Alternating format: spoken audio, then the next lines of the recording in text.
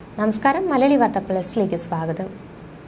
കെയ്റോയിൽ വെടിനിർത്തൽ ചർച്ചകൾക്കിടെ ഫലസ്തീൻ തീവ്രവാദ സംഘടനയായ ഹമാസിനെ ഉന്മൂലനം ചെയ്യാനായി റഫേൽ പൂർണ്ണമായ ആക്രമണം ഉണ്ടാകുമോ എന്ന ആശങ്കകൾക്കിടെ മാനുഷിക മേഖല എന്ന് കണക്കാക്കിയിരുന്ന സ്ഥലങ്ങളിൽ നിന്ന് ആളുകളെ ഒഴിപ്പിക്കാൻ ഇസ്രയേൽ മുന്നറിയിപ്പ് നൽകി മണിക്കൂറുകൾക്ക് ശേഷം റഫേൽ ഇസ്രയേൽ സൈന്യം വ്യോമാക്രമണം നടത്തി.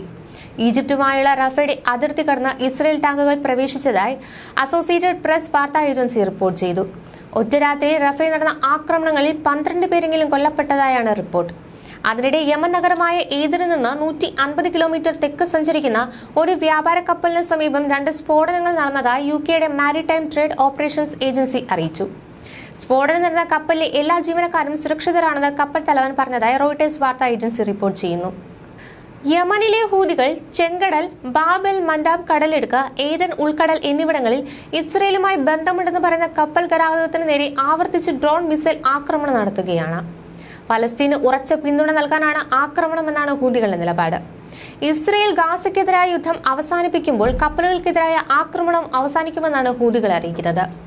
100,000-ത്തിലധികം ഫലസ്തീനികളോടാണ് കിഴക്കൻ റഫയിൽ നിന്ന് ഒഴിയാൻ ഇസ്രയേൽ സേന ഉത്തരവിട്ടിരിക്കുന്നത്. വെടിനിർത്തലിനായി ഈജിപ്തിലെ കെയ്റോയിൽ നടന്ന ചർച്ച പരാജയപ്പെട്ടിരുന്നു. അറിയിപ്പുകൾ, ടെക്സ്റ്റ് മെസ്സേജുകൾ, ഫോൺ കോളുകൾ, അറബിയിലുള്ള പ്രക്ഷേപണം എന്നിവയിലൂടെയാണ് ഒഴിയൽ ആഹ്വാനം ചെയ്യുന്നതെന്ന് ഇസ്രയേൽ പ്രതിരോധ സേന പ്രസ്താവനയിൽ അറിയിച്ചു.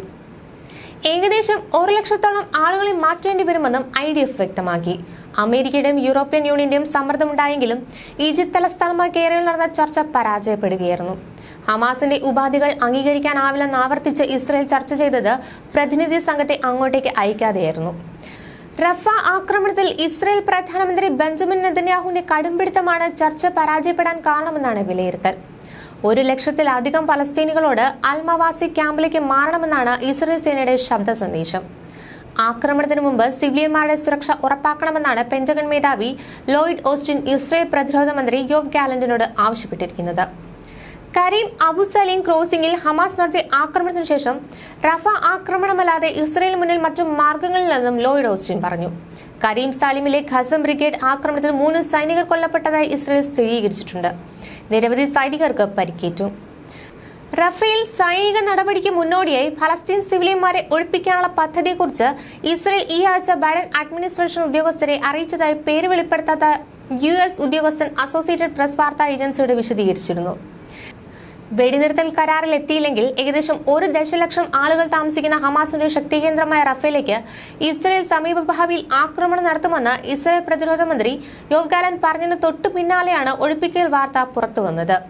റഫേലേക്ക് സൈന്യത്തെ അയക്കാൻ പദ്ധതിയിടുന്നതായി മാസങ്ങൾക്ക് മുമ്പേ ഇസ്രയേൽ മുന്നറിയിപ്പ് നൽകിയിരുന്നു.